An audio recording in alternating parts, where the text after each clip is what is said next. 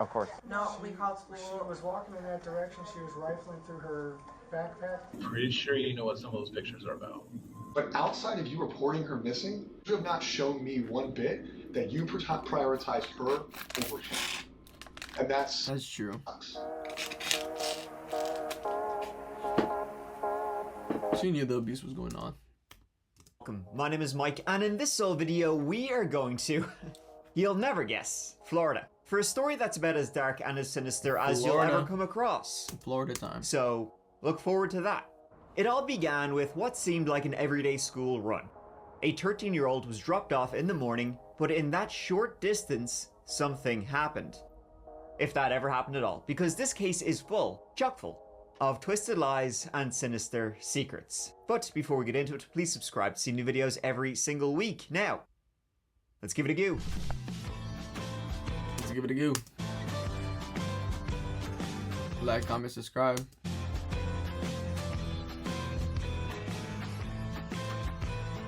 This case takes us to the jewel of Central Florida, and that is Kissimmee.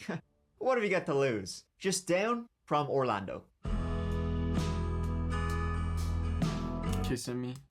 It makes a part of that like metro area, and you know what? Quite a lot of stories have and will take us to this area. So, Kissimmee, more like Killamee, right? Around 80,000 people live there, Damn. and it seems like kind of a chill place. You got team parks nearby, but also parks without a team. They just call them parks. And it seems to be a safe place to raise a family. Number one complaint I see is traffic. So, could be worse. The beginning of this case begins fairly recently. In fact, it's earlier in 2024. February, to be a bit more specific. At close to 8 p.m. on February 26th, 2024, a call was made to 911 to report that a 13-year-old girl named Maddie Soto was missing. Dang. You need police, fire, or medical? Police, possibly. I'm reporting a missing child. Okay.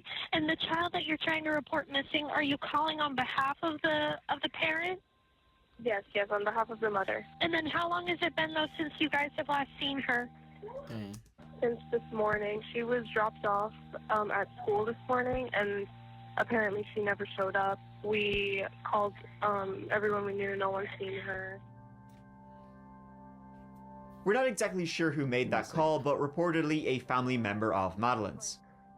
See, no one had seen Madeline since her mom's boyfriend, 38-year-old Stephen Stearns, had dropped her off for school that very morning.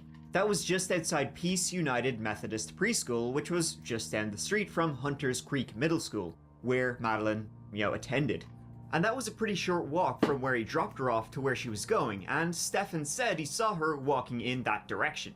It was her mom, Jennifer Soto, who was the first to notice that, she was missing. Detectives and officers, since she didn't go to school that day, searching the house though, Madeline wasn't there either. She checked in with her boyfriend, Stephen Stearns, who said yeah, he Weirdo. dropped her off that morning, all was good.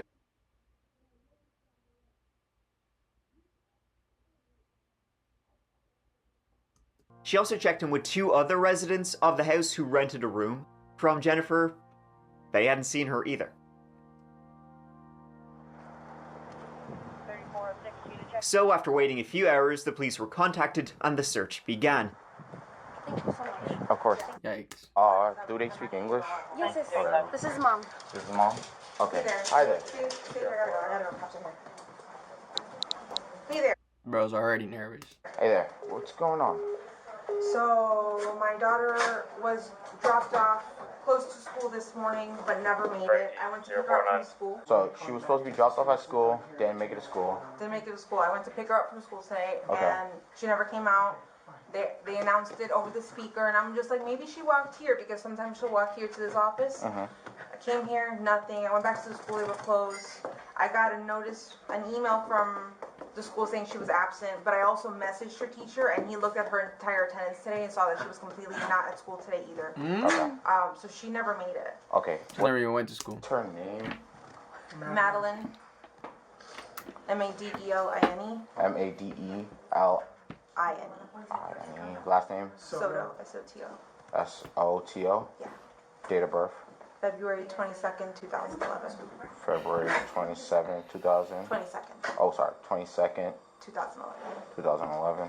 By any chance, does she have a phone number or a phone? I think She does, 2011? but she left She's young. home today. She's like, I what, have it. 13? 14? You have it. And I've already gone through her messages. Okay. How about, did she have like Apple Watch? But he dropped her off half a block away and drove away. Okay. Did she ever go to school though? No, we called She school. was walking in that direction. She was rifling through her backpack, just looking for something. I thought maybe she was just looking for headphones before she caught her walking on. Yeah. But she was just kind of, shambling Liar. over in that direction. It looked the same as any other morning. Okay. What was the last thing you asked? If she had went to school, I think that's what it was. So I got confirmation from the school that she never made it. They sent me an email saying she didn't make it. Yikes. It seemed like something happened in that short walk between from where Stephen Stearns dropped her off to where the middle school actually was. And this was beside a pretty busy road, so a lot of folk, coming and going. Shady perhaps, let's say. I don't know. The boyfriend seems weird.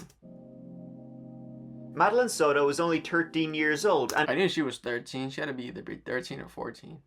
R.I.P. to you. occasion she celebrated the day before she went missing. And she was Bro, she's so young. described as a sweet but quiet and withdrawn kid. She was struggling in school, dealing with anxiety and ADHD. Yeah, I wonder why. Because she was getting abused at home. As is normal in these situations, investigators have to act pretty swiftly when it's a 13-year-old girl who went missing if they want any sort of thing that even resembles a positive outcome. So the police asked Jennifer, Madeline's mom, and Stephen Stearns, who was Jennifer's boyfriend, and they'd been together for like 7 years at this point, so he was What? also sort of like a de facto stepdad to Madeline. Police asked them both to come in, do an interview, and they also, asked if they could have a look around the family home. Is this normal behavior? Not No. Show up or Her call mom looks weird too, though. Her mom's not even crying. or text or anything? Not at all, no. In my heart, I feel like somebody took her. And you're sleeping right beside him. This isn't like her to just pick up and run away. I just hope you're okay, Maddie. I hope you're safe. I hope you're not hurt. And my friends, we often talk about searching, hiding, monsters hiding in plain sight, which unfortunately happens For real. more often than we kind of care to think about. But if you were one to, wanted to hide in plain sight, virtually, what would you use? What would you at okay, a day or have better than ship. I don't like threats, don't like surrender brave, I know. It's like Nord watching your back. So become safe link at Nord back all at 2 years to Nord for sporting that chapter. A fairly well-to-do gated community. And it was cordoned off while officers searched for any indication of Just an ad. what had happened to Madeline. Both Jennifer and Stefan were asked also to hand over their cell phones, which they both readily did. Oh, dumbass. So while a search of the family home, it didn't turn up anything too kind of catastrophic. Madeline. Oh, what's his name? Stefan's a dumbass. Did indicate that, things in the house, they weren't exactly normal, folks. Nope. First of all, the two tenants who also lived in the house, they rented a room from Jennifer. They were both cleared of suspicion fairly quickly, so I won't spend too much time on them. But the thing is, it's likely that's why Jennifer was able to afford, a really nice house in this well-to-do community, because she was renting out some of the rooms of the home. But that also led to this other kind of weird situation for the actual family who lived there. Jen Ew. Soto, Madeline Soto, and Steph That's creepy. Stearns, because it was a 4-bed house. 2 rooms were taken up by 2 tenants, so that left 2 rooms then for Jennifer, Madeline, and Stephen. So you would sort of think, right, that, well, okay, Jennifer and Stephen, boyfriend, girlfriend, they're going to have 1 room, and that leaves 1 room then for Madeline. But no. The master bedroom belonged to Jennifer, but the previous year, Jennifer and Stephen's relationship had been sort of in flux, so Stephen would take the other room. What the fuck? So where did Madeline sleep then? Well, Madeline had what's been described as a makeshift room with the Huh? Wait, what? false walls on the first floor of the house. Pretty weird. That is weird. Very weird. Then in Stefan's room, the police found a whole bunch of like lube, sex toys, oh lord, loaded 9mm.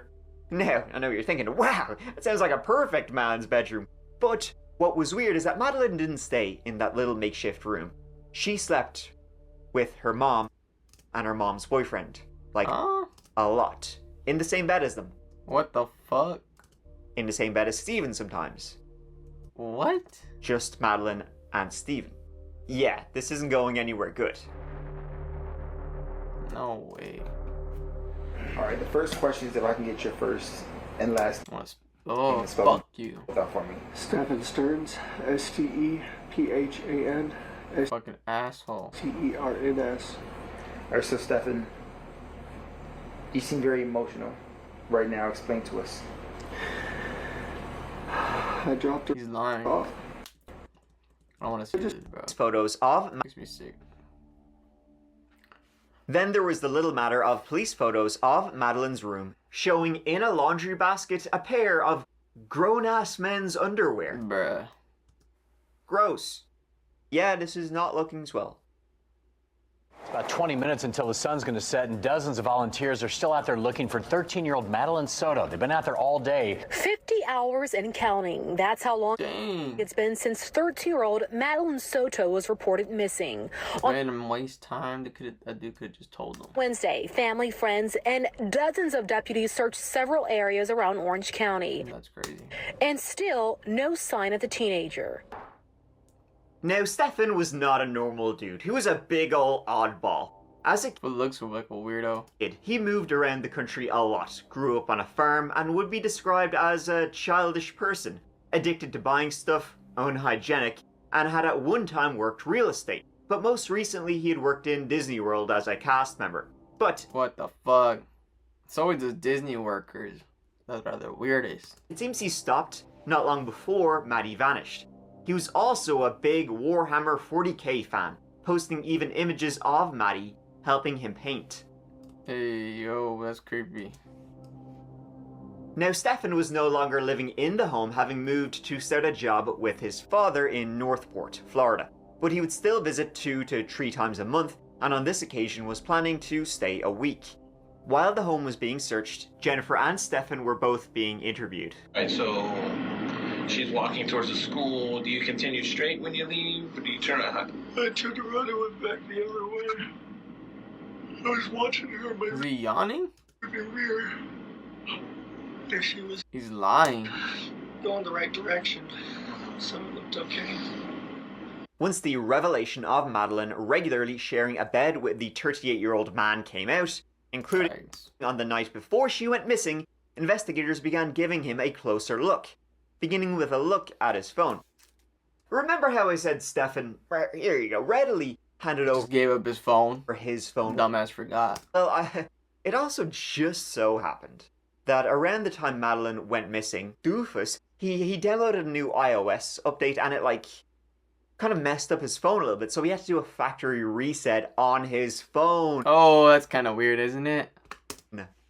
The timing, I know. What are the odds that the day Madeline went missing, he would have to just completely factory reset his whole phone. Wipe his entire phone. However, despite factory resets, you know, digital forensic officers can re-download that shit back. They can reconstruct your phone pretty good. So yeah.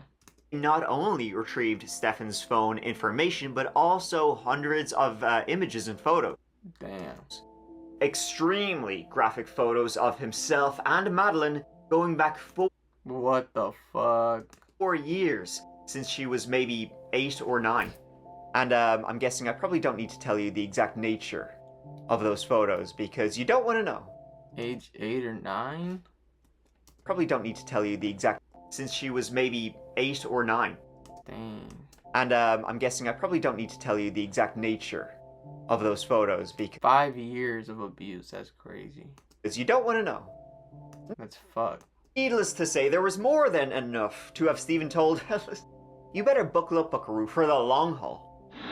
Alright, stuff on here. I'm gonna be blunt with you. I'm too old to lie to people. Too old to beat around the bush. And we seem like we're having a generally good conversation right now. Okay.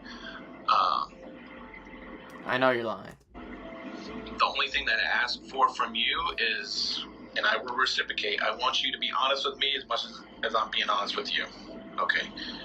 So, Stefan, here's what I'm asking you and pleading with you is to dig down and do some soul searching. And I'm pretty sure you know what some of those pictures are about. Dumbass. You're a very intelligent person. And I don't want you to discredit yourself by saying you don't know about all the pictures that are on your phone. You understand what I'm saying? Should I be talking with a lawyer right now? I can't answer that question. I feel like I should probably have a lawyer present at this point. This was a dumbass. So you're wanting an attorney? Yeah, I think so. Okay. There you go. That can happen. I want to let you know you're not free to leave. You're being detained, okay? Stupid ass. He was placed under arrest on suspicion of committing sexual battery on a child under the age of 12 and possession of child porn. In all, 1,500 photographs of Stefan engaging with Madeline in various acts of abuse of the very worst kind were found on his cell phone. That's before the forensic technicians got access to Stefan's Google Drive, where they discovered a trove of tens of thousands of explicit images. Truly, it doesn't like get any darker than this. The data from Stefan's phone would have been enough on its own for investigators to entirely change the nature of the search for Madeline Soto, from rescue to recovery. Then, officers tracking Stefan's movements on the morning of February 26th, the day she went missing, quickly realized that his version of the timeline didn't exactly marry up with any of the facts. Fuck that guy. And Stefan went from potential witness to suspect numero uno. I hope they kill him in there. According to Stefan's version, he arrived back to the home in Kissimmee the night before Madeline went missing. This would have been on the 25th. He'd been staying with his parents. He'd supposed to come back earlier on the 25th as it was Madeline's birthday, if you can believe that. Damn. And she wanted Didn't even get to make it her birthday, 14th. There to attend. But fucked up. Due to work, he arrived like around 8:30 p.m. that night. Then at around 10:30 p.m., Jennifer Soto, she arrived home from her job. And she told Stephen, she had just taken some sleeping pills and she really needed a good night's sleep that night. She had to be up, bright and early tomorrow, the big long day ahead of her the next day. So she said, hey, Stefan, you go sleep in that other room. And Madeline, you go what the hell? Sleep in with him. Yeah. What? Yeah, Jennifer said she needed a good night's sleep and Madeline was apparently a squirmy sleeper. What the fuck? Jennifer and Stefan would say that Madeline suffered from separation anxiety and didn't like being alone and sleeping alone. The next morning, Stephen said himself what the fuck? And Maddie, they got up around 7 a.m. Jennifer didn't see either of them that very morning. Jennifer herself, she woke up at 9 a.m. Everybody had left by this stage. She had a doctor's appointment. She then arrived back home around 11 a.m. Her mom should get charged. Her mom let her sleep with the whole grown-ass man? What the fuck? And Stefan was there. That's crazy. Chilling out. Look at, she's right there. That's oh my, oh. Stefan maintained that he dropped Maddie off at school. She gets me mad. A block away and had watched as she walked away in the direction of the school. When asked why he hadn't taken her to the school directly, he told detectives that Maddie was, quote, going through a phase, and that she was embarrassed about the beat-up old silver Lincoln he drove, so she'd asked him to let her walk the rest of the way. Stefan went on to say that after dropping Maddie off, he had gone to a local vape shop, but it was closed, so he went home instead.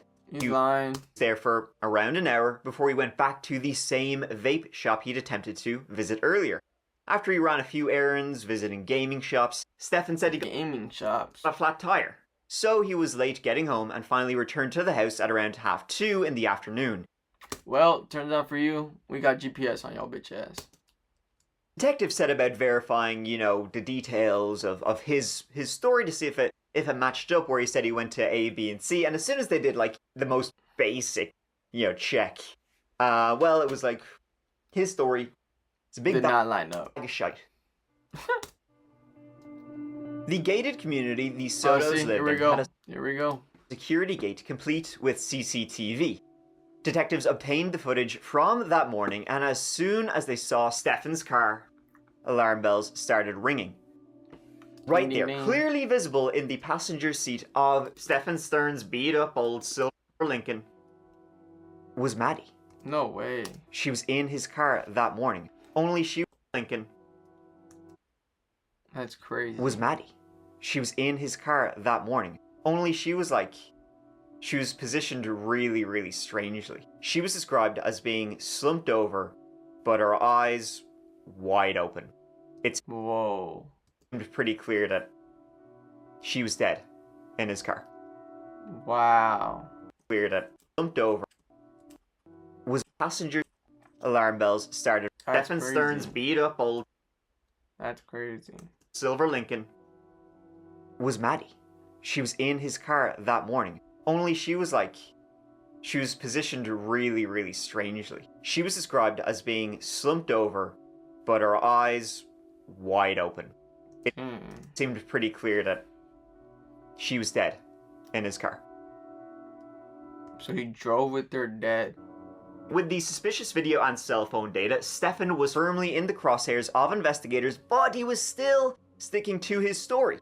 Police knew already that they were just looking to recover Madeline's remains and confronted Jennifer with the evidence, but she too pleaded ignorance, didn't know nothing.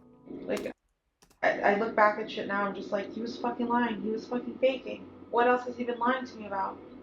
I know he's like a master liar and manipulator because he's done it to his parents, and he's told me and shown me the lies he's done to his parents.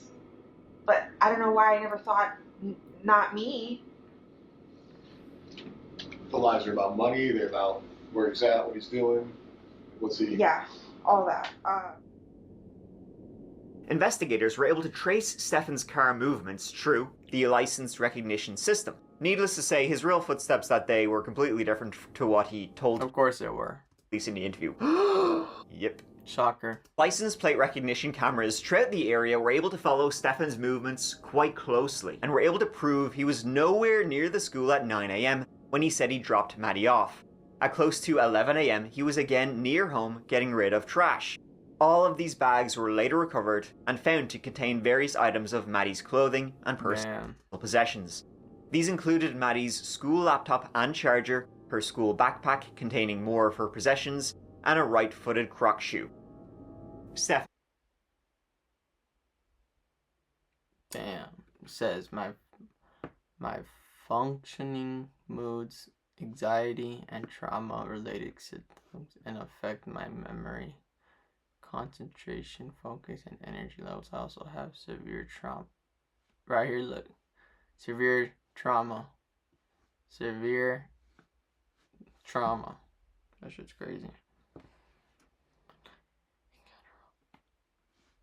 Severe trauma responses when I encounter all males.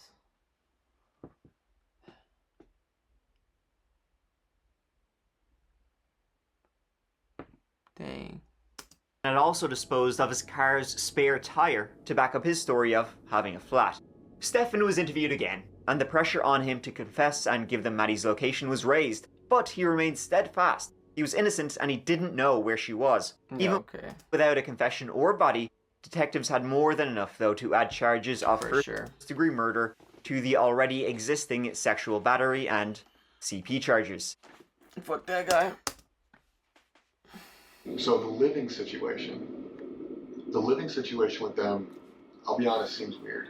It does seem weird. What the fuck? Weird to me. She's got a bedroom downstairs. What's kind of the mindset or the thought process, the communication you've had with Stefan about, you know, she's not going to sleep in her bed, but you guys are going to sleep in the guest bedroom? So, bro, that's weird. Originally, the plan was that all three of us were going to sleep in my bed together. Jennifer was confronted with the images of abuse from Stefan's phone, and her initial reaction was to outright deny recognizing anything in the images. Oh my god. Despite them, showing her daughter engaging in sex acts with a man she'd been in a relationship with for 7 7 years. And she didn't believe it. It was in the house, and she was like, this is news to me. A lot of grown-ass adults can't hide an affair with somebody who doesn't live with them, let alone somebody who does live with them. So at a certain point, I do believe you became aware of what was going on. No.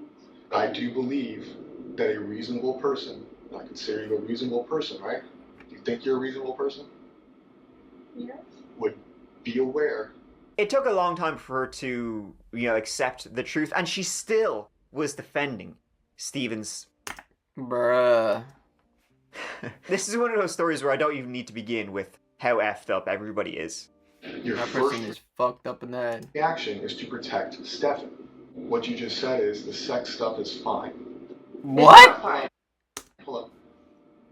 I know every relationship is different, and I know everybody's family is different. Whether she wants to do it or not, that is not consensual. It's not. She's not of the legal age. And you prioritized him again. You prioritized him by offering him or telling his dad to get him a lawyer. Let's What the fuck? protect Stefan. I was in shock. No, it's not shock. That is your natural instinct to protect Stefan. Okay? Why though? And if that's naturally how you react, that's fine. But that goes into what I've been telling you this whole conversation is I don't believe a lot Literally raped your child and killed her. of things you're saying, and I don't believe Look a lot at, he's mad too. My same reaction. He's upset. Like, look at his legs things you say shaking. you weren't aware He's of. like, come on. That is Like, are you because serious? you've now shown me I was twice pissed. that your Pissed. first reaction, no matter what you were told or shown, Her entire reaction to the situation has been strange from the beginning. She showed little emotion and only cried when detectives made note of it being her own birthday the day after she was being interviewed. Birthday's tomorrow. Right? Today's the first.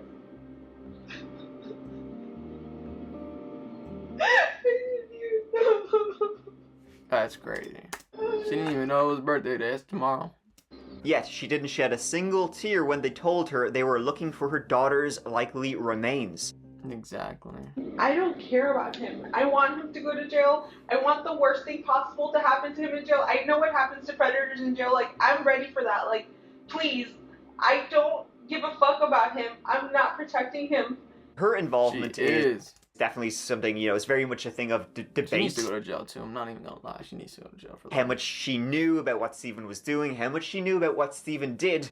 But right now she is the prosecution's, key witness, number one witness in the entire case. But I mean, a lot of people are, clamoring for Jennifer Soto to be right there in the dock with Stephen Stearns. I don't think they're that wrong. One thing's for They're sure, not. the dynamic in that house is incredibly Weird. Disturbing, and you only gotta wonder about what the two tenants who also lived in the house. They were cleared of suspicion, but did they know? Were they suspicious of anything? Like, the police found on Stephen Stearns' phone, they found an image of one of the tenants, a woman, on Stephen's phone, naked, in the bathroom. She was told this. Stephen has an image of you naked, and she was like, what the hell is that doing there? He was obviously creeping. Dang.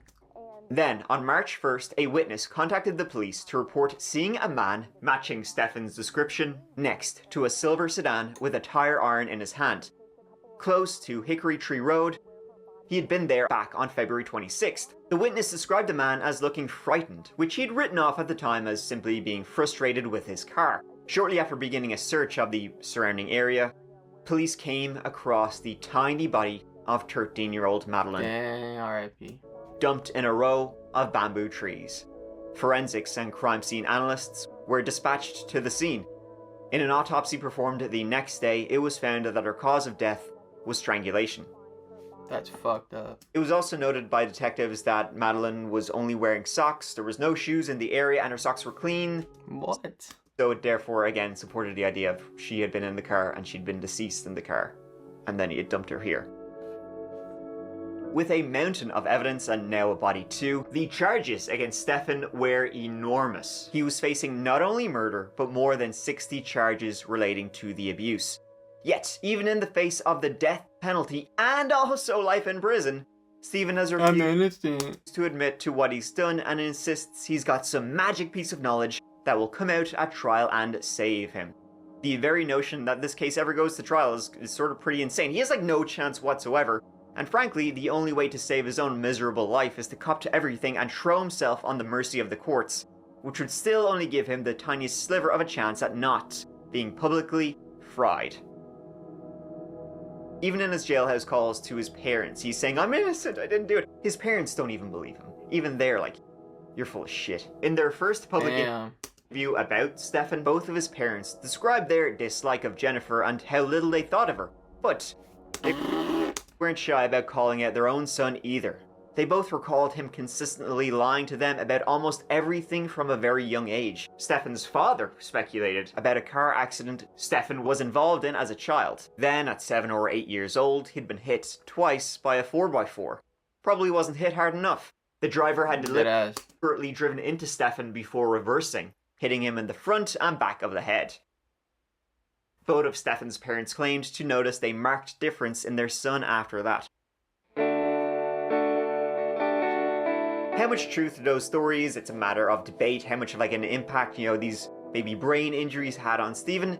I mean... Nah, I don't think so. Who knows, but it's hard, regardless. It's hard to have any sympathy for this piece of shit at all. What he's done, allegedly done, is just like the worst of the worst. Pretty, unforgivable. Like, he's bottom, straight down to hell. Whatever the hottest place is, he's gotta be down there. A potential motive for why, he, again, allegedly, murdered Madeline is that, well, some people have speculated maybe she was pregnant, or thought she was. According to those around Maddie, she'd only just begun puberty though, so she may have missed a period. And this could have been enough to panic Stefan into believing and thinking that the abuse was about to be uncovered. And so he tried to cover his tracks by getting rid of Madeline. But who knows? I mean, this was a house of horrors, for sure. Is like, crazy. Poor girl, she never had a chance. Nope. And finally, possibly one of the strangest and most disturbing things they found was a poem titled Always. It's believed to have been written by Stefan. Your hair was like honey with eyes stormy blue, gone far too soon. I will always miss you. Your smile was a treasure, your laughter filled the room. This world is not the same. I will always like honey miss you. with eyes stormy blue, gone far too soon. I will always miss you. I love you so much. I would have died for you. With no end to my tears, I will always miss you. As I held you in my arms, my heart died with you. Rest in peace, sweetheart. I will always miss you. Weirdo. He's due to go on trial for the abuse charges in February, and then the murder charges in September of 2025. So look forward to those, folks. Stephen Stearns is quite possibly one of the most disgusting pieces of shit I've ever covered on that chapter. So, let's see what good gets done to him. In opposite world. That's crazy, man. Thank you so much for watching. I hope you found this video, interesting is probably the best way to put it, because it's pretty, gross. The entire story, it's incredibly tragic, incredibly gross. But, well, that'll do it. Next video, folks, will be up, Bye, have a great time.